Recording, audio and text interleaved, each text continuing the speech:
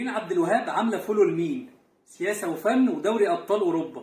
تعالوا بينا نعرف اسرار شيرين مع الفولو. في ناس بتتابع 5000 وفي ناس تاني بتتابع 500، لكن شيرين عبد الوهاب بتتابع 54 واحد على انستجرام. يعني لو بصينا على كل فولو هنلاقي نفسنا قدام مسلسل مخابرات مش حساب انستجرام.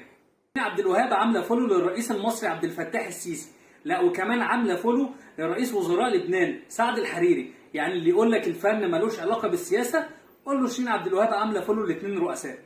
شيرين كمان عامله فولو لمحمد صلاح، وده عادي لانه ده نجم الكره بتاع الشعب المصري. لكن المفاجاه انها عامله كمان فولو لهالاند نجم مانشستر سيتي في الدوري الانجليزي، وهالاند كمان هو المنافس الرئيسي لمحمد صلاح. وده يقول لك ان شيرين مش بس بتركز في المزيكا، لكن كمان بتتابع الكوره وبتتابع دوري ابطال اوروبا. على الغنى ونلاقي ان شيرين عبد الوهاب بتتابع تامر حسني وسميرة سعيد ولطيفه وسيرين عبد النور وعاصي الحلاني. دي كمان يا جماعه عامله حفله مش فولو.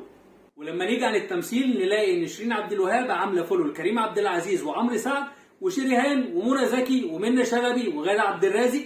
دي عامله من الكوميديا للاكشن للدراما.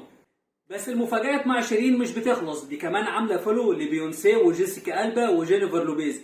يعني كأنها فاتحه حسابها على الانستجرام على حفل توزيع جوائز عالميه. شيرين بتفكر في كل فولو وعامله ميكس رهيب جدا في الفولو على الانستجرام بين الكوره والفن والسياسه والسينما ونجوم عالميين من الشرق ومن الغرب.